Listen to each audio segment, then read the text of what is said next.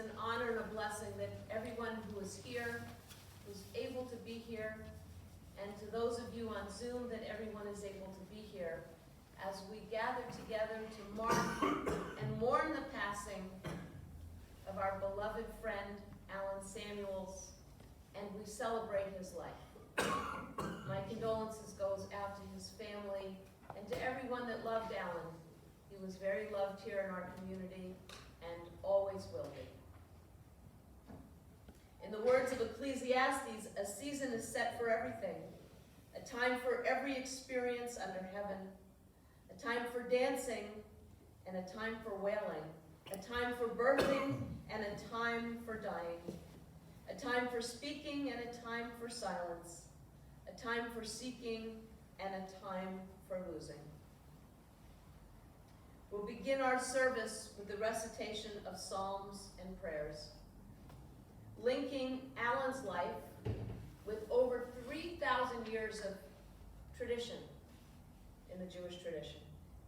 If I haven't had the honor to meet you, I'm Zoe Bizak, honored to be the rabbi here, and very comforted to be with everyone as we gather here.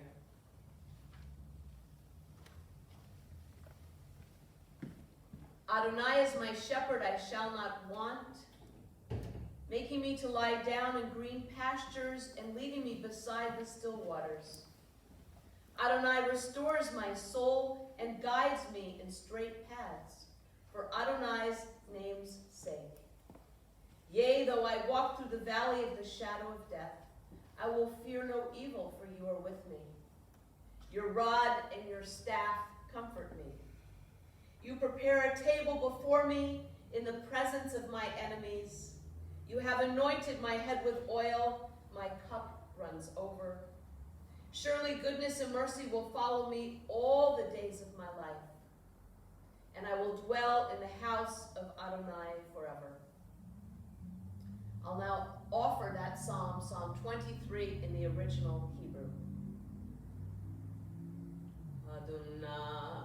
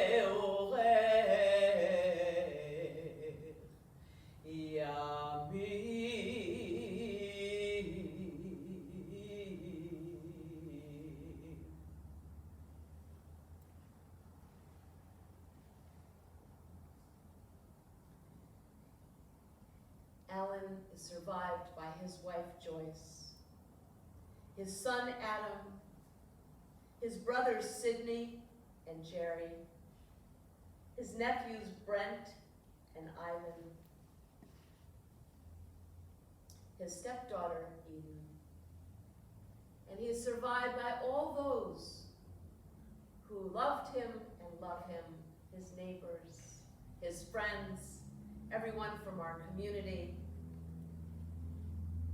And again, my heart goes out to his family. I wanted to invite his son Adam to come offer some words to us. If you come up that way, yeah, we'll avoid the wires. You can play.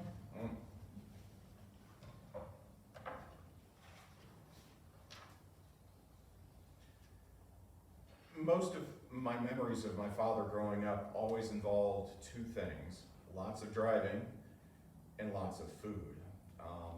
From 3rd grade through 12th grade, ages 8 to 18, I would fly up to New York State for a few weeks at a time. Dad never planned any expensive Disney vacations or cruises to Costa Rica. Usually there was only a 1 or 2 week trip or meeting for him to give a presentation someplace along the East Coast, with hopefully a few days in between back at home to rest. Dad never liked living close to the city and always preferred renting a house someplace in the country. In this case, the Hudson River Valley. This, of course, that meant that from the moment he picked me up at Newark or LaGuardia or even Albany airports, I could always count on a 2 or 3 hour drive before we ever arrived home. But I quickly found this wasn't necessarily a bad thing. Coming from Texas, the land of cattle ranches, turkey buzzards, and cactus, I found the trip and change in scenery exciting. As we drove, after asking about the flight, Dad would always point out different scenery along the way as we progressed out of the city. It's a way to kick off a discussion for the next 50 or 40 miles. We passed skyscrapers in New York City or chemical plants in New Jersey and talk about engineering and chemistry. We pass abandoned 19th century manufacturing centers or in warehouses or strip malls in various immigrant neighborhoods in a language or script I didn't recognize, which would kick off talks about history, technology, immigration, and trade. We would pass the changing building signs, and different types of building design and be able to see urban sprawl from the 19th century and the 20th century, including the blackened shells of buildings still abandoned from the '68 riots in New York. And we talk about architecture, American history, and even civil rights movement. We drive up the Taconic Parkway and past the green, lush estates and so many historic homes of people I've only heard about in history class in Westchester County or the Hudson River Valley, and talk about the early exploration and settlement of America by the Dutch and English, and Industrial Revolution, and artistic leaders that all were from this part of the country. But no matter if it was 8 years old or 18 years old, there was some consistency in all those topics. Because probably about an hour into the drive, I would usually hear the refrain from the driver's seat. So, Adam, you getting hungry? Because, up ahead there's a great little Greek diner, Chinese restaurant, Indian place, Thai food, authentic local pizzeria. I'm going to miss hearing you bring up explanations as we drive about biochemistry or pharmacology. Okay, probably not the last one. Engineering mechanics from your undergrad in Michigan, or the Samuels family history with Grandpa Bernard, Freddie, or Beverly in Memphis, Tennessee. I'll miss the freedom you gave me to explore and probe the environment of all the different places that you lived at such an early age, whether it be the swamp down the road at Elizaville, or using a makeshift rope and my attempt at doing sailor knots back, I think when I was 13, to rappel down and back up the side of a steep hill at the base of our house in Cold Spring. Or father-son activities looking at the history at the old Rhinebeck Aerodrome, all the World War I and 1920s airplanes, which I must admit, made for a very interesting phone call back home later that evening. Oh, hi Mom, yes, I did have fun today. Oh, it was great, I went flying in an airplane by myself. No, don't worry, the plane was just fine. It had 2 sets of wings. It was a biplane. Oh, and I know it was reliable because it was from 1929 and it's been flying since then. And I could see the propeller 4 feet in front of me through the oil-covered flying goggles. Don't worry, if anything went wrong, I could always jump out of the open cockpit into the Hudson River. Wait, what? Put Dad back on the line. Oh, okay. That was an actual phone call and took place. So, Dad, I still love the outdoors and take your grandson Ari on long road trips every weekend. Long hikes, long walks along the trail, and even canoeing at the many state parks in Texas near where we live. And yes, this is a Samuels family. I do know the location of every donut shop within 50 miles of our house. Joyce, Eden, thank you for loving and taking such good care of Dad for the past 30 years while I was in college, training or deployed with the U.S. Navy for 20 years, or stationed with my family around the globe. He loved living up here and loved living with you. Love you, Dad. These are the memories I'm going to be keeping from you. Thank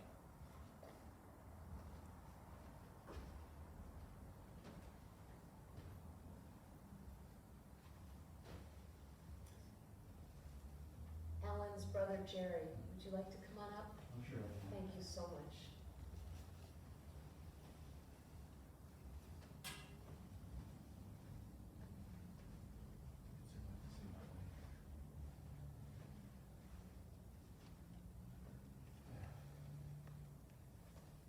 I don't know how I can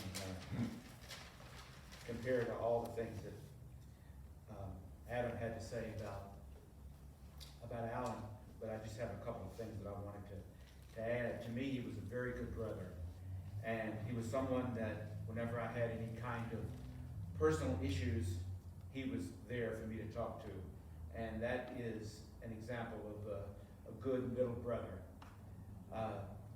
I remember him being, though, just like Adam was saying, he was a storyteller. He always had some kind of an interesting anecdote about anything that we were discussing, whether it was a year before or 50 years before. He got them all out to talk about. And I remember him being very curious. He wanted to know the history of wherever it was that we went. I didn't go on as many trips like Adam did when there was all of these places to go.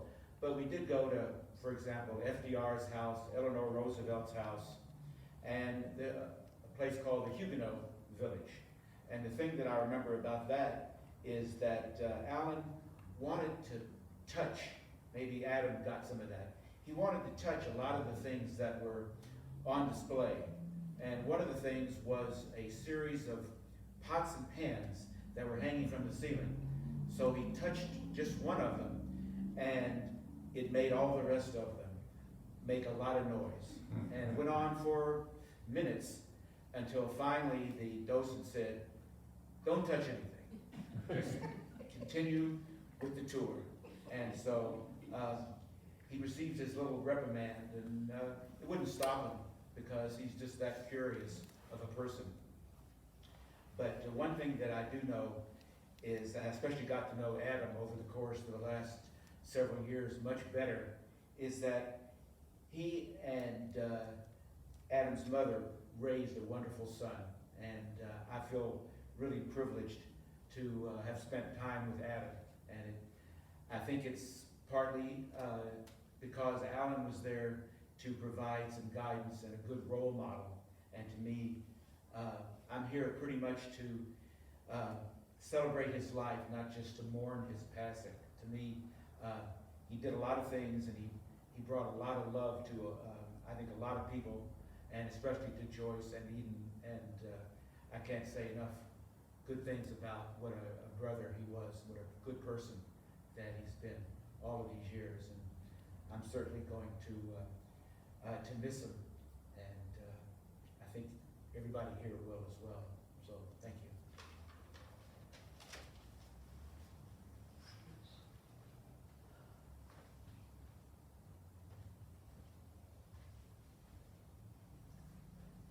want to invite our past president, Liz Levin, up to offer some words.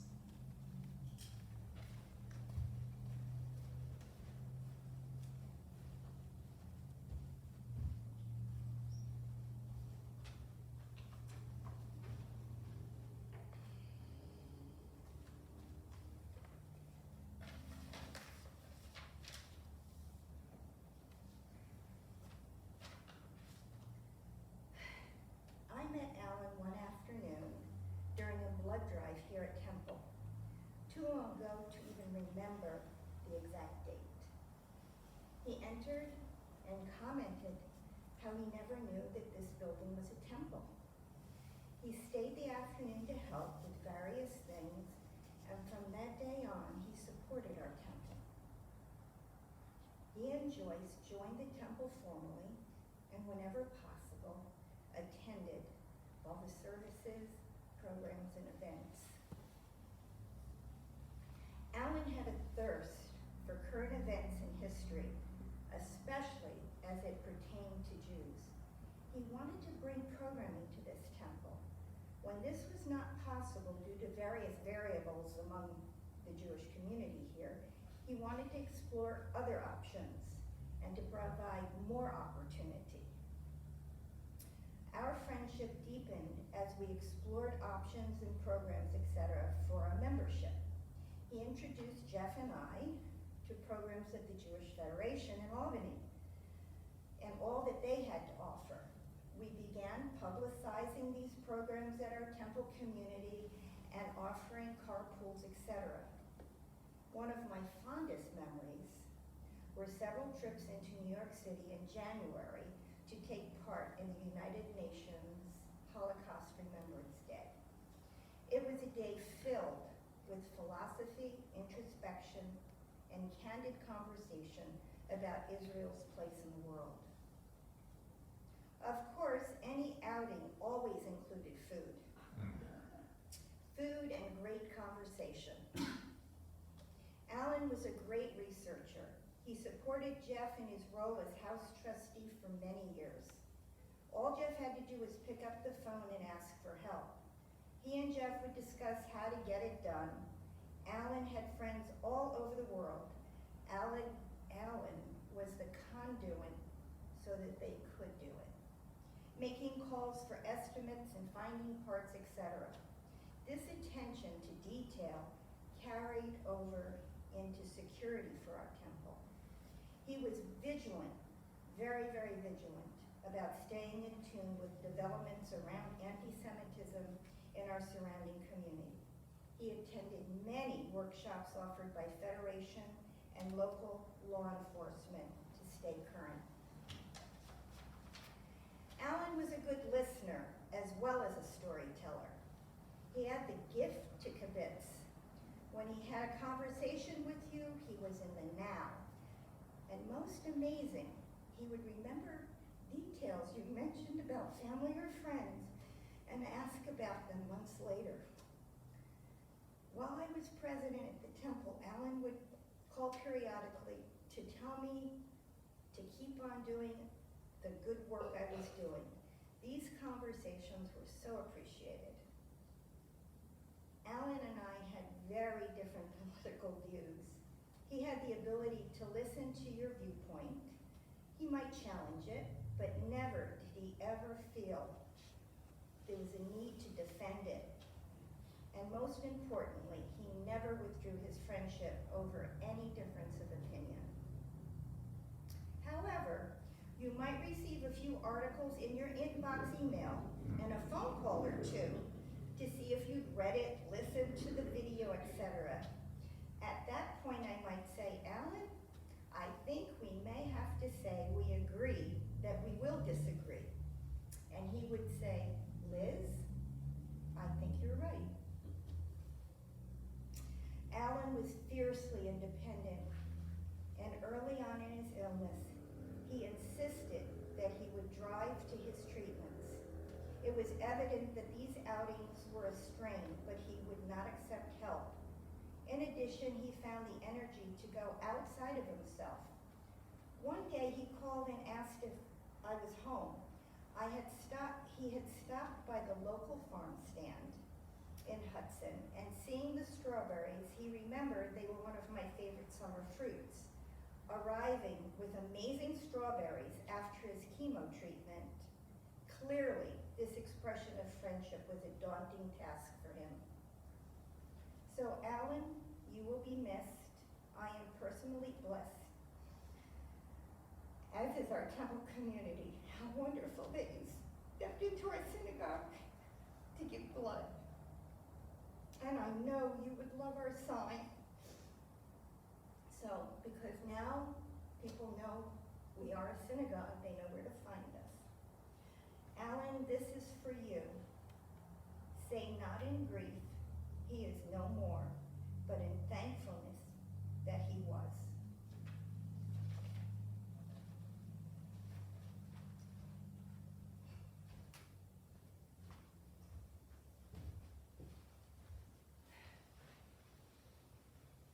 With very beautiful eulogies. I'd like to just invite, if anybody else wanted to share any words, you're more than welcome. This would be the time if you just wanna, anyone wants to come up. No one has to. Please, Jeff. I'll make one very short comment. I'm Jeff, by the way, who received all that help from Alan as far as You wanna getting things. come over here so the people on Zoom especially can see you. They're gonna wonder whose big booming voice that is. Alan was a very special help to me as far as looking things up. He knew where to go and who to call, and et cetera, et cetera. And at most Friday night services, he would, and I would wind up in some conversation, and A to Z, 1 to 1,000, pick it what it is. He would love to go into it. The one thing that would happen to us at the end of the meal or the end of the service is Joyce would say, Alan, let's go, right? And that was the only way he would stop talking. We will miss him.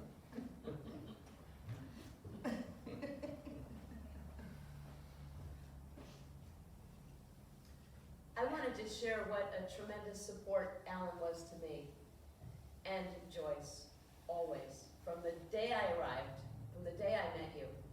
And as Liz mentioned, I also received many emails about subjects ranging from fire hydrants,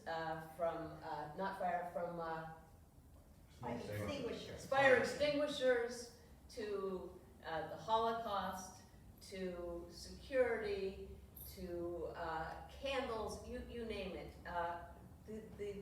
The breadth of the range of things that he was interested in. And as Liz said, you know, he never was trying to convince me of something, but he just had such interest, and he wanted to make sure that we had every resource here that we knew about, you know, what was the best way to do whatever it was we were trying to do. And he always went out of his way to thank me for what I was doing, always.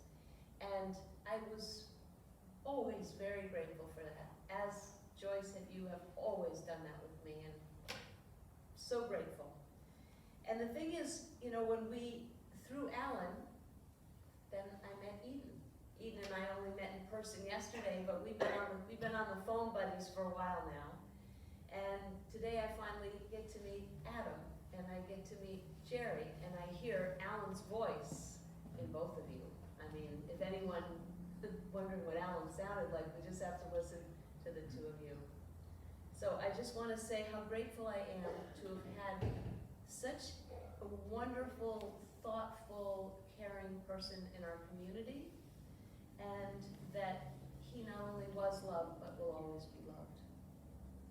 And that love is not something that death can take away. That love that we have with someone, there isn't anything that can touch that. And that's why I use the word in the present tense. Our love for Alan will always continue and always be alive, and we'll feed that love when we remember him, and when we do mitzvahs for him in his honor, when we do good deeds in his honor, which I know we'll all continue to do. So at this time, one of the things Alan was always very appreciative of me was my music and my singing. And so I'm gonna offer one of the songs, especially for Alan today. The words, of course, are in Hebrew, but what they mean are, I lift my eyes up to the mountains. From where does my help come? It comes from above, from God.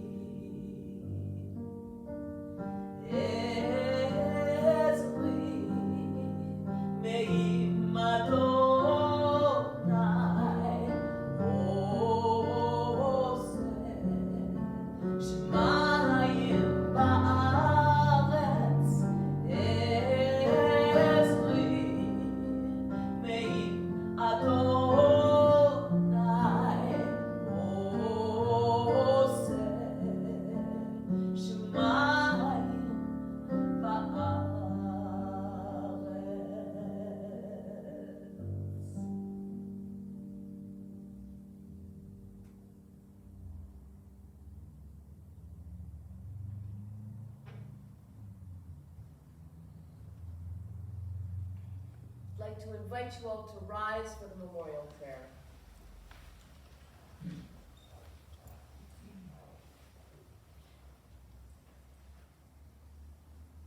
I'm going to read it first in English so we know what the Hebrew is saying. Exalted, compassionate God, grant infinite rest in your sheltering presence among the holy and pure, to the soul of Alan, son of Bernard and Becky, who has gone to his eternal home. Merciful One, we ask that our loved one find perfect peace in your eternal embrace. May his soul be bound up in the bond of life.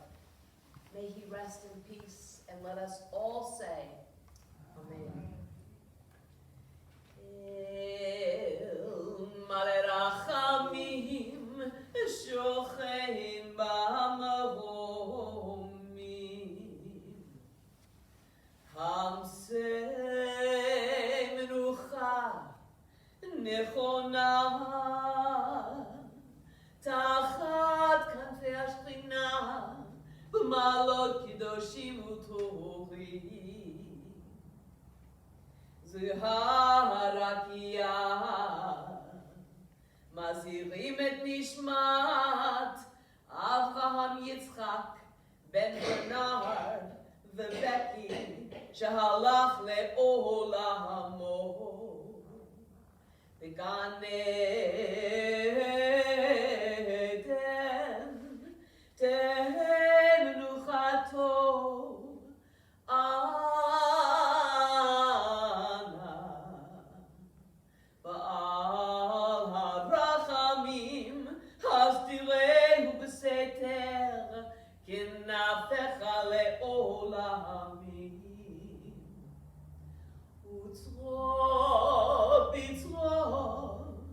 החיים את נשמתו, אדוני,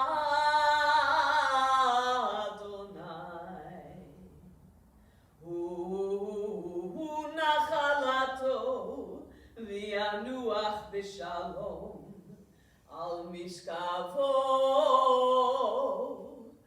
ונאמר,